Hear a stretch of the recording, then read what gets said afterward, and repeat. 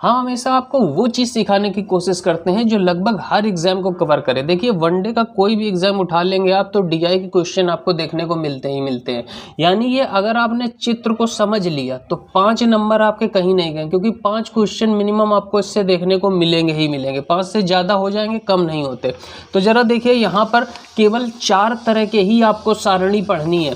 पिछली क्लास में हमने आपको बार ग्राफ सिखाया था, तो एक तो होता है बार ग्राफ वाला जिसमें आप देखते होंगे कि इस तरह से खंबे खंबे खड़े होते हैं। तो ये हमने पिछली क्लास में आपको सिखाया था, जिसने नहीं देखा है वो आप लोग देख सकते हो, डिस्क्रिप्शन में लिंक है। तो एक तो इस तरह का होता है बार ग्राफ जिसे बोलते हैं। एक ऐसे गोला बन के आता है, इसे बोलते हैं पाई चार्ट। कौन सा चार्ट? पाई चार्ट होता है। ये हम जब पढ़ाएंगे इसको तब बता देंगे। और एक होता है ऐसे लाइन वाला, तो ये एक लाइन ग्राफ होता है। और एक सीधे ऐसे सारणी बना करके दे देगा। देखिए जैसे ये जो क्वेश्चन है ना, तो ये अभी 18 फरवरी 2024 उत्तर प्रदेश पुलिस कांस्टेबल परीक्षा में क्वेश्चन पूछा गया था। तो इसको हम आज की क्लास में समझते हैं। अब फिर 2 ही बचेंगे, एक लाइन ग्राफ बचेगा, एक पाई चार्ट बचेगा। इन सारी चीज़ों को केवल आप समझ लीजिए। उसके बाद देखिएगा आप किसी भी एग्जाम में बैठेंगे तो आपके 5 नंबर कहीं नहीं गए। तो अच्छे से पहले चीज़ों को समझिए। तो पहले हम लोग ये समझ लेते हैं कि इसका मतलब क्या है। तो देखिए यहाँ पर सबसे पहले ऊपर क्या लिखा है? 5 महीनों के दौरान 5 कंपनियों द्वारा बेचे गए उत्पादों की संख्या। यानी 5 महीने हैं, जनवरी, फरवरी, मार्च, अप्रैल, मई। इसमें 5 कंपनियां हैं। कंपनियों के देखो नाम दिए गए हैं, PQRST, ये कंपनी है।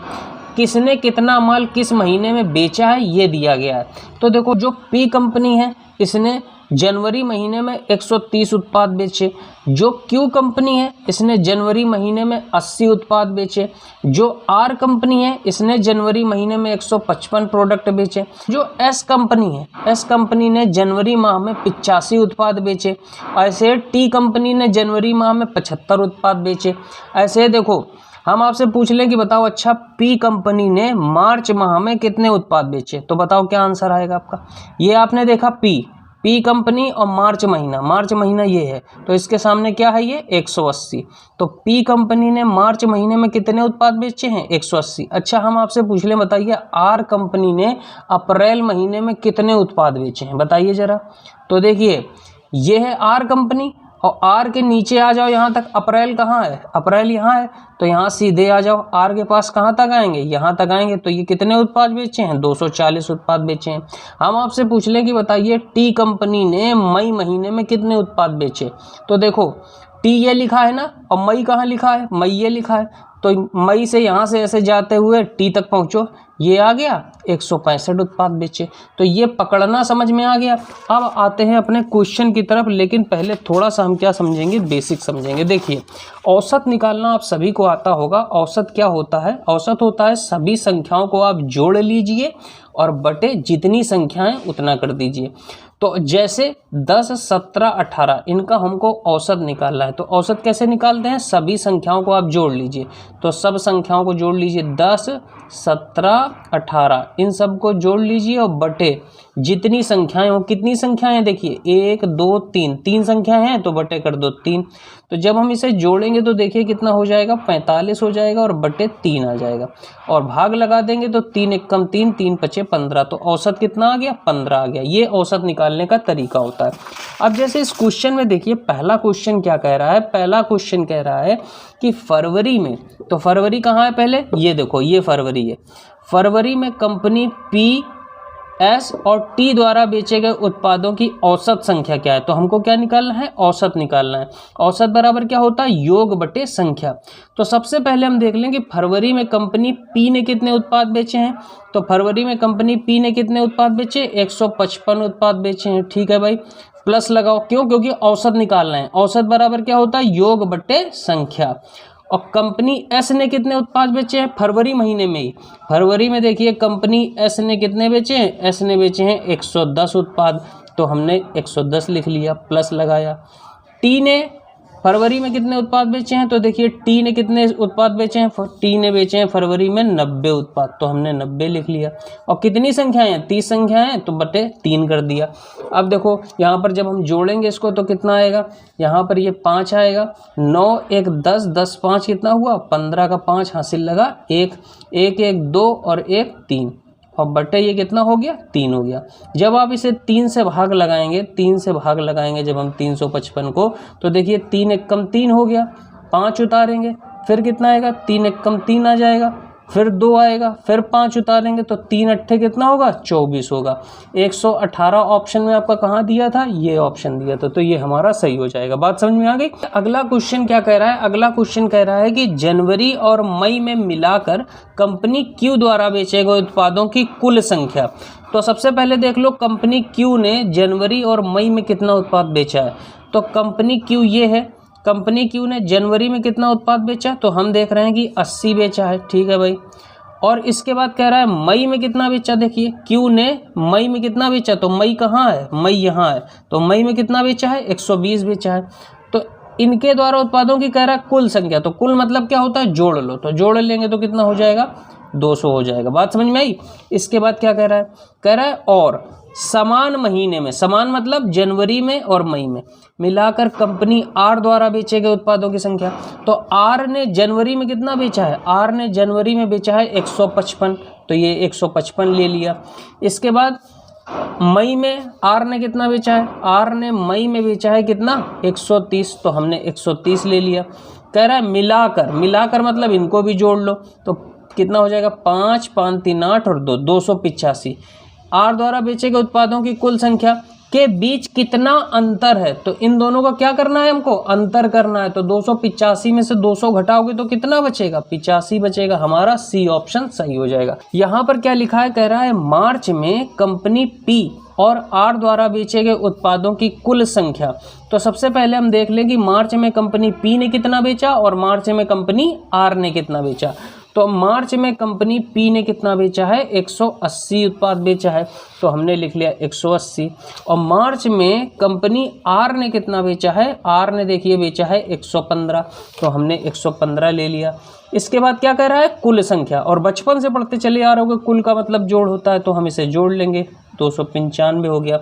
आगे बढ़ते हैं, कह रहा है का अप्रैल में उन्हीं कंपनियों द्वारा, तो अप्रैल में उन्हीं कंपनी मतलब पी और आर के द्वारा, तो पी ने अप्रैल में कितना बेचा, तो पी ने देखो अप्रैल में बेचा है 160, तो पी ने अप्रैल में बेचा है 160। और आर ने अप्रैल में कितना बेचा, आर ने अप्रैल में बेचा है 240, तो हमने लिख लिया 240।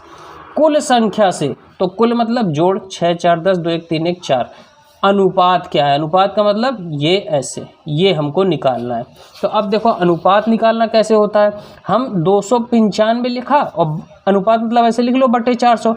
अब देखो किससे कटेगा, 5 से काटें, 5 अट्ठे 40 और इसे भी 5 से काट लो, 5 चौको 20 55 25, तो 9 में 5 गया 4, 5 9 या 45, तो कितना आया 59:80 आ गया। हमारा कौन सा ऑप्शन सही हो जाएगा, हमारा ए ऑप्शन सही हो जाएगा। बात समझ में आ गई।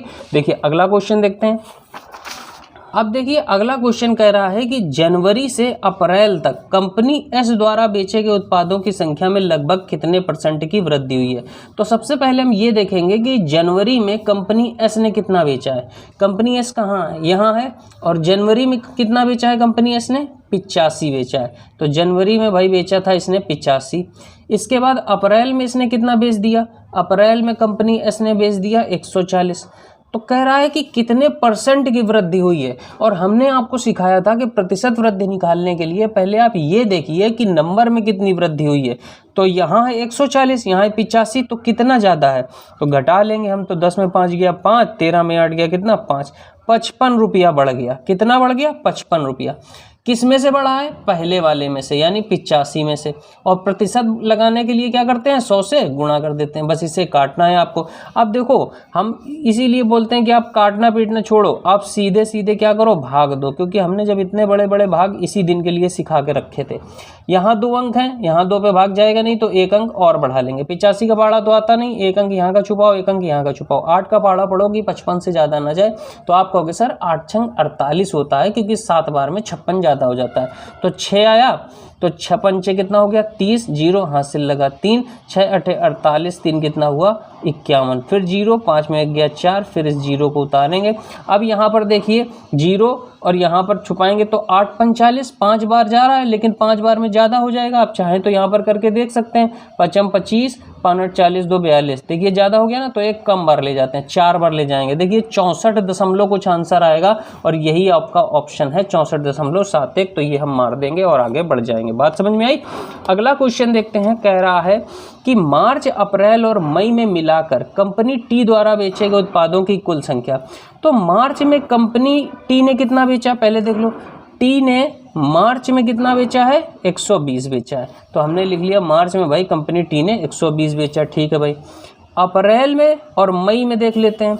अप्रैल में कंपनी टी ने कितना बेचा, 165 बेचा है, और मई में कंपनी टी ने कितना बेचा, 165 बेचा है। अब कह रहा है बेचे गए उत्पादों की कुल संख्या। तो कुल का मतलब क्या होता है, जोड़। तो पहले हम इसे जोड़ लेते हैं, 5 5 10, 6 6 12, 12 2 14 और 1 15, और 1 2 3 और 1 4, 450 हो गया।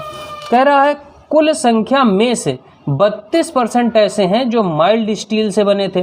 तो 450 में से 32%, तो 32% मतलब ऐसे 32 इसका परसेंट निकाल लो। ये कह रहा है माइल्ड स्टील से बने थे। तो कह रहा है मार्च, अप्रैल और मई में मिलाकर कंपनी टी द्वारा बेचे गए माइल्ड स्टील उत्पादों की कुल संख्या कितनी है। मतलब बस हमको इसका सीधा प्रतिशत निकालना है, तो हमको पता चल जाएगा कि कितने माइल्ड स्टील से बने थे।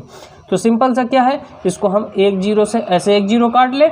अब देखो 5 से काट लेंगे, 5 9 45 और 5 दूनी 10, और इसे 2 से काट ले, 2 1 कम 2, 2 6 12। तो यहाँ पर देखेंगे 16 9 कितना हो जाएगा, 144। तो हमारा कौन सा ऑप्शन सही हो जाएगा, डी ऑप्शन। तो इस तरह के ये क्वेश्चन आए थे। उम्मीद करता हूँ कि ये पांचों क्वेश्चन आप सभी को समझ में आ गए होंगे। इसको आप लोग बहुत अच्छे से समझने की कोशिश करिए, पीछे करिए वीडियो, फिर से देखिए, लेकिन इसको अच्छे से समझिए, क्योंकि ये डीआई आपका पीछा नहीं छोड़ेगी और 5 नंबर बहुत इंपॉर्टेंट नंबर होते हैं। फिर भी अगर आपको कोई दिक्कत होती है तो आप लोग कमेंट करिए, मैं नेक्स्ट पार्ट में और अच्छे से समझाने की कोशिश करूँगा। मिलते हैं अगली क्लास में, बाय बाय, टेक केयर, जय हिंद।